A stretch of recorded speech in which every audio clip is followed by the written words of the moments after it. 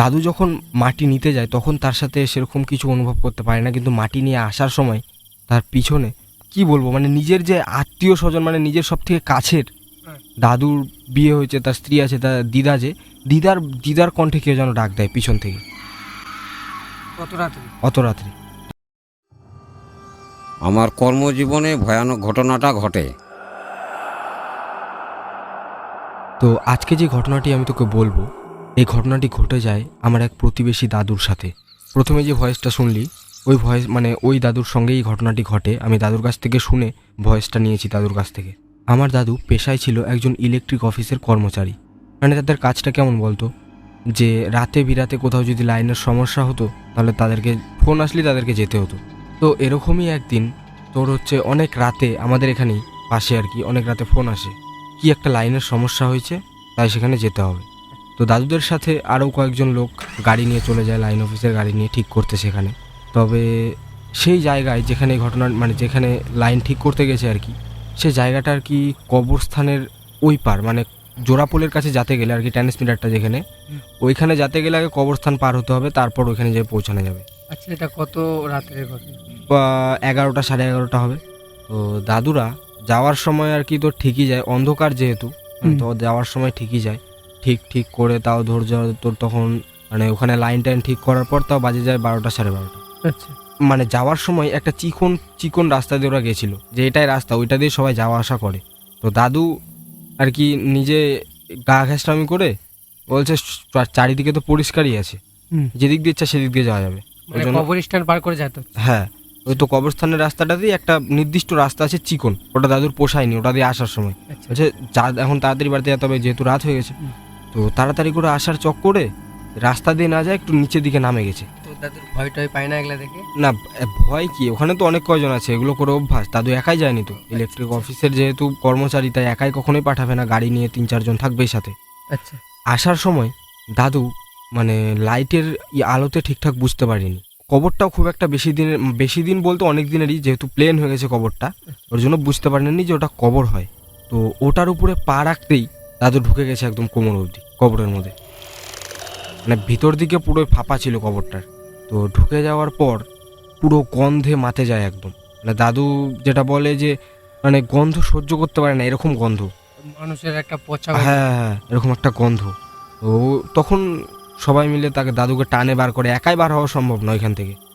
তো সবাই আরও 2-3 জন ছিল সাথে, বের করে টানে, বের করে ওরকমই আসে বাড়িতে, আসে ওই জামা কাপড় বাড়িতেই আর কি স্নান করে। এখান থেকেই প্রবলেমটা শুরু হয়। যদি বাইরে থেকে ওই জামা কাপড়গুলো ছাড়ে আসতো বা ওগুলো যদি ফেলে আসতো তাহলে হয়তো পরবর্তীতে এই সমস্যাটা হতো না, যেটা আমি তোকে বলবো কিছুক্ষণ পর। মানে কি পচা মাংসগুলো হয় না অনেকদিন পচে যাওয়ার পর কেমন, আমিও যদিও দেখিনি কবরের ভিতরে কিরকম কি থাকে, যাই হোক, তবে খুব গন্ধ আর গায়ে লেগে যায়। এখন কি লাগে সেটা বুঝতে পারবি পরে যখন বলবো ঘটনাটা।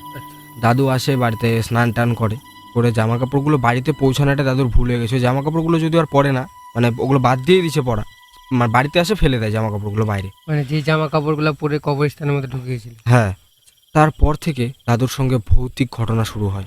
মানে এরকমটা যে হবে দাদু কখনো ভাবতে পারেনি। মানে ওই কবরের ভিতর ঢুকে বাড়িতে আসার পর? হ্যাঁ, বাড়িতে আসার পর থেকে। তো এরকমই দাদু যখন রাত্রেবেলা কোথাও যায়, ধর ডিউটি থেকে আসে, হাত পা ধুতে গেল বা কোথাও গেল, বাইরে পায়চারি করতে গেল, সারাদিন অফিসে থাকার পর একটু ফ্রি মাইন্ড দরকার, যেন এখন বাইরে পায়চারি করতে যায়, রাস্তায় অনুভব করতে পারে পিছনে কেউ হাঁটে আসছে বা পিছনে কেউ একটা আছে। মানে তো দাদু জনকে রাতেবেলা বাইরে বেরোতো, তখনকার অনুভব করতো যে তো দাদুর পিছন দিকে কেউ আছে। সব সময়। আচ্ছা। তো এই অত্যাচারটা দিন দিন বেড়েই যায়। আর তারপর দাদু অনুভব করতে পারে যে সেই পচা গন্ধটা আবার নাকে আসছে, মানে যেটা কবরের ওখানে পাইছিল। হ্যাঁ, ওই গন্ধটা আবার মাঝে মাঝে পায়।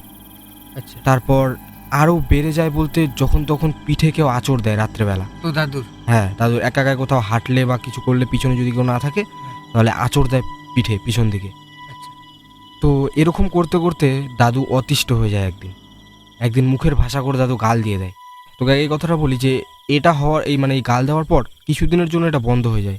তুই একটা জিনিস লক্ষ্য করবি বা শুনেছিস হয়তো, যে এই নেগেটিভ এনার্জিগুলো যদি এদেরকে মুখের ভাষা করে গাল দেওয়া যায় বা ইউরিনের গন্ধ বা এরকম খারাপ জিনিস, এরাও কিন্তু সহ্য করতে পারে না। তো এই গাল দেওয়ার জন্য কিছুদিনের জন্য এই ঘটনাটা বন্ধ হয়ে যায়। দাদুর সঙ্গে এরকম কিছু হয় না। দাদু নিশ্চিন্ত হয় যে হয়তো এবার মনে বন্ধ হয়ে গেছে, এবার আমি ঠিকভাবে মানে শান্তিমতো থাকতে পারবো কমসে কম। কিন্তু এর কদিন পর থেকে এই ঘটনা আরও দ্বিগুণ হয়ে যায়। তো দাদুর সাথে হ্যাঁ, তো এরকমই একদিন মধ্যরাতে দাদু ওয়াশরুমে যাওয়ার জন্য ওঠে, পিছন থেকে কে যেন একটা ধাক্কা দেয়। আবার হ্যাঁ, আর এবার এত জোরে ধাক্কা দেয় যে সামনে ওয়াশরুমের দেওয়ালে লেগে দাদুর মাথা কাটে যায়। এবার দাদু প্রচণ্ড ভয় পেয়ে যায়। দিন দিন এই অত্যাচারটা বাড়ে যাচ্ছে এবং খুব খারাপের দিকে যাচ্ছে। তো দাদু সেই দিন রাতটা আর ঘুমায়নি, কোনো মতো মানে রাতটা পার করে। তারপরের দিন সকাল সকাল মাহাতের কাছে যায়। মাহাতকে গিয়ে এইসব বলার পর তখন পুরাটা জানা যায় যে এই ঘটনাটা ঘটছিল সে কবরস্থান থেকেই, আর ওই জামা কাপড়গুলো যে বাড়িতে নিয়ে আসছিল এটার জন্যই। এরপর সেই মাহাত্মা দাদুকে একটা উপায় বলে দেয় যে পূর্ণিমার রাতে সেই কবরস্থানে গিয়ে সেই কবরস্থান থেকে আবার মাটি নিয়ে আসতে হবে। তো দাদুকে হ্যাঁ, একাই একাই গিয়ে পূর্ণিমার রাতে ওই কবরস্থান থেকে মাটি নিয়ে আসতে হবে। তারপরের দিনই ছিল পূর্ণিমার রাত, কাজটা আরও ভালো হতো। এর জন্য দাদু ধর যে তখন তাও 12টা 12:30টার দিকেই মানে বের হয়ে যায়। একলা একলাই একাই যেতে হবে। আচ্ছা তো কবরস্থানে মাটি নেওয়ার জন্য যখন বেরোয় যায়, মাহাত্মা আগেই বলে দিয়েছিল যে ওইখানে মাটি নিয়ে আসতে যাওয়ার সময় বা আসার সময় পিছনে ঘোরা যাবে না, পিছনে ঘুরলেই বিপদ হয়ে যেতে পারে আর কেউ বাঁচাতে পারবে না। তো দাদু যখন মাটি নিতে যায় তখন তার সাথে সেরকম কিছু অনুভব করতে পারে না, কিন্তু মাটি নিয়ে আসার সময় তার পিছনে কি বলবো মানে নিজের যে আত্মীয় স্বজন মানে নিজের সব থেকে কাছের দাদুর বিয়ে হয়েছে, তার স্ত্রী আছে, তার দিদা যে দিদার কণ্ঠে কেউ যেন ডাক দেয় পিছন থেকে কত রাত্রে অত রাত্রে। তবে দাদু একটু বুদ্ধিমান ছিল বলা চলে, যার জন্য বেঁচে যায় সেই রাতে, পিছন দিকে কোনো তাকায় না। তারপর সেই মাটি নিয়ে ওই রাতেই চলে যায় মাহাতের কাছে। তো মাহাত্মা তাকে জল পোড়া দেয় এবং সেটা ওই কবরের মধ্যে ছিটিয়ে আসতে হবে আবার ওই রাতেই, তখনই। আচ্ছা মাটি নিয়ে আসার পর ফিরে যেতে লাগবে। হ্যাঁ, তো দাদু আবার যায় কবরের মধ্যে জলটা ছিটায়, আচ্ছা ছিটায় দিয়ে ভালো মতো বাড়িতে আসে। তারপর দাদু এটাও বলে মানে এরকম ঘটনা হয়তো কল্পনা, মানে এটা বাস্তবে এরকম হয় না কোনোদিনও, কিন্তু দাদুর সঙ্গে ঘটনাটা হওয়ার পর দাদু বুঝতে পারে যে এটা কতটা ভয়ানক। আর এরকম যদি কারোর সঙ্গে ঘটে তাহলে সেটা সিরিয়াস মাইন্ডে নেওয়াই ঠিক হবে দাদুর মনে হয়। তো এই ছিল সুদীপের ঘটনা। আর ঘটনাটা যতটুকু আমরা শুনেছি ততটুকুই তোমাদেরকে বলার এবং ফিলিংস দেওয়ার চেষ্টা করেছি। তো দেখা হচ্ছে নেক্সট কোনো ভয়ানক এবং সত্য ঘটনা নিয়ে। তো আজকের জন্য এতটুকুই।